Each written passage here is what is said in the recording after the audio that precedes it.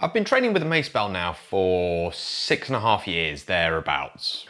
But class participants locally, they've never heard of mace. One question I get asked fairly often is, how did I start with steel mace?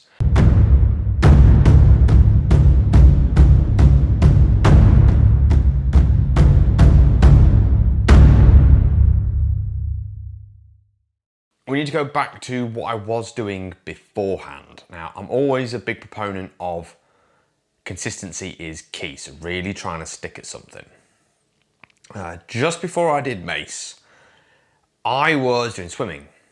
Right? I was fortunate, I was in the armed forces, they had a swimming pool that was free to use. The downside of that was that the pool was run by volunteers. I started to get quite into swimming. I started to like the idea. I used it as my cardio session, my sort of low impact technique cardio session. I would cycle to work and then on the cycle home, a little diversion, and that would take me past the pool, which was really handy for me. The downside being run by volunteers is it wasn't always available. Now, being in the forces, other forces people run by volunteers are always being deployed, there's illnesses, so it was general life. I think they always had to have like a 2 staff on when they ran the pool. And I think there was only maybe 4 or 5 volunteers that I knew of. So no disrespect to them, they were doing a good job where they could. So that kept throwing spanners in the works. So trying to stay consistent with swimming, I'd get maybe 2 or 3 weeks and then there'd be a week missed or there'd be 2 weeks missed. So I needed something else to fill the gap. Now at the time, I'd come across something called timber sports. Taking an axe, a wood chopping axe, and you cut a log in half, you saw stuff, you climb up a pole, cut the top off a pole, and then climb back down, fastest wins kind of thing. And from my experience in the forces, they tend to like new sports and getting clubs together. So I thought, well, there isn't one existing so far, I will try and make that club. I was doing a bit of research and whatnot, and of course, one of the problems with timber sports is that the log is consumable. Once you've cut it, that's it, it's done. It's firewood at that point, you can't really cut it again. So you've got an expense there, and these logs, at least from what I gathered, weren't particularly cheap. They're not the kind of thing where you're going to be cutting through 5 or 6 every single week. And that's where I was first exposed to the mace. So instead of taking an axe, swinging it down, chopping a log, you take a mace, hit a tire. It's the same body action and mechanic. Of course, the algorithms of social media being what they are, started to show me more mace work. Logistically anyway, it started to look like a good idea.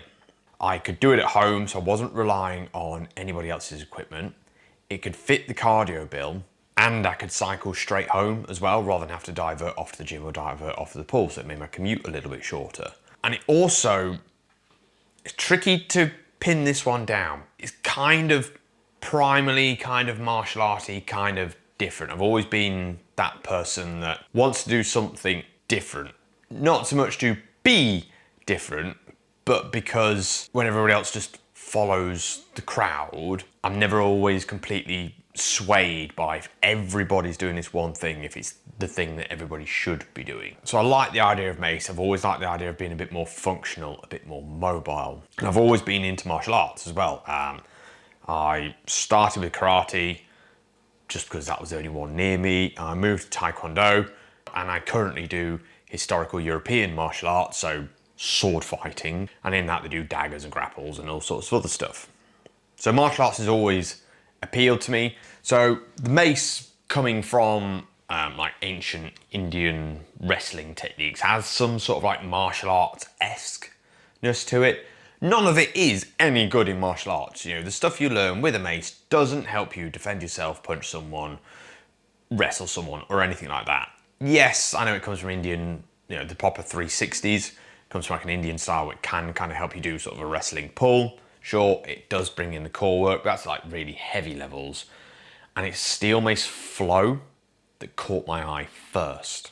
Some rainy day, same thing had happened, that cycled to the pool was shut. And I think this was maybe the 3rd week in a row that it happened, after maybe only a week of swimming, then another week behind, and it was just getting a pain, really. Went home, Went in my shed, got the sledgehammer out, and I gave it a go. It was awful, absolutely awful, right? I was doing all the wrong things. I was taking the sledgehammer, dipping it behind me, shuffling it across, and then pulling it forward, which is not what a mace swing is about. A mace swing is actually going big circles, side to side. But hey-oh, I was doing it wrong, but I enjoyed it. And being with the hammer kind of felt, again, a bit more primal, manly, hammer kind of thing. And it wasn't long before I went and bought a mace. It was a 5 kilo mace, a Wolverson 5 kilo mace, and off we went. The journey went there, and I never went back to swimming. I never even tried. 6.5 years later, I'm teaching it to other people. As I'm aware, hold the record for the largest mace flow class in the UK. That was up at Valhalla Training Academy in Liverpool. There's a sort of mace day, sort of an open day type thing, and they invited in people along, and I came along and did the flow element. Somebody was there doing the 360s, somebody was there doing clubs, I did flow. There's always been in mace that next little chunk to try and move towards. I suppose similar to like strength training really. Once you get around to just lifting that next number up, you lift 100 kilo, okay, the target now is 101. Well, with mace, it's like, I've learned one movement. Now it's learn another movement. And it's very limited by skill. Not strength, not fitness so much. It obviously plays a part, but not so much.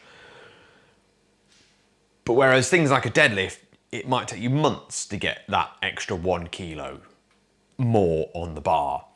With mace, you can feel the learning taking place as you're doing it. You're getting that dopamine hit as you do it. Every single time you do a twirl with the mace that you couldn't do before, even if it's wrong, but it's close. I'm closer. There's another little dopamine hit, a little bit more of the chase. And eventually you get around to it and then you nail it. Right, great. Another dopamine hit. Then you nail it again. Right, another dopamine hit. I suppose you could say it's almost the same psychology as like doom scrolling, where it's a couple of seconds, scroll down, another little dopamine hit, a few more seconds, scroll down, another dopamine hit. Micro, but there. And mace was doing that, but with benefits, right? Physical benefits. It's improving your cognition.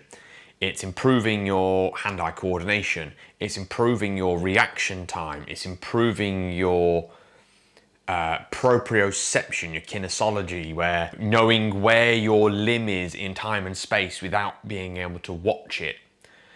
So you can trust your own body to be where you think it is. And it's those skills, those motor skills that I see more of the elderly people don't have. You've got to be aware of where the mace is, where your limb is, where the mace is going to be, especially in flow. Because as it spins, that head could come round, it comes over. You've got to know where it's going to be, and especially any catches. Where the mace comes up and over, you've got to place your hand in the way, ready to catch. You've got to have that proprioception of knowing where your limb is and guessing where the mace is going to be in order to make that catch.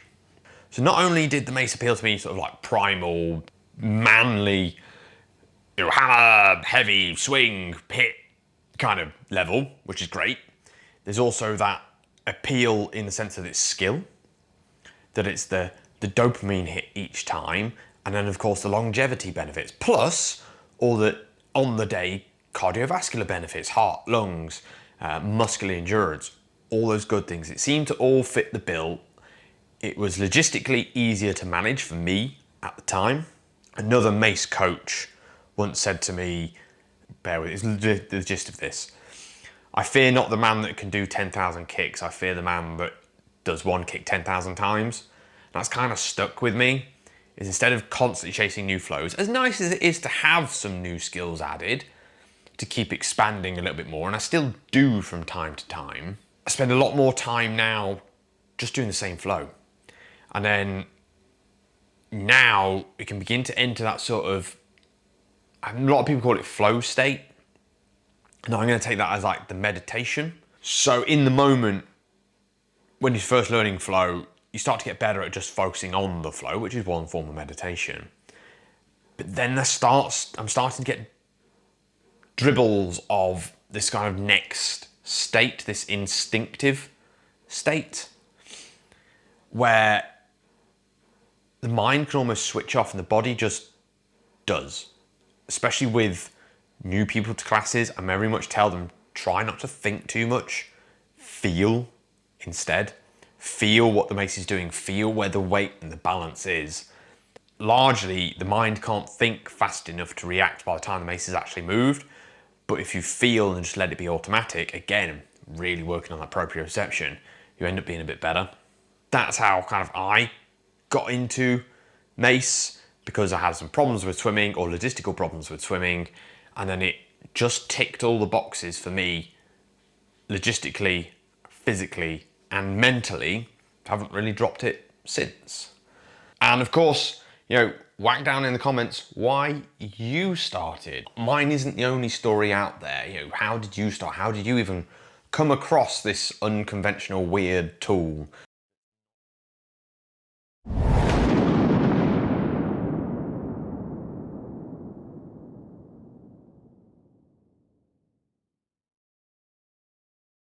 And I'd watch a YouTube video whilst watching words.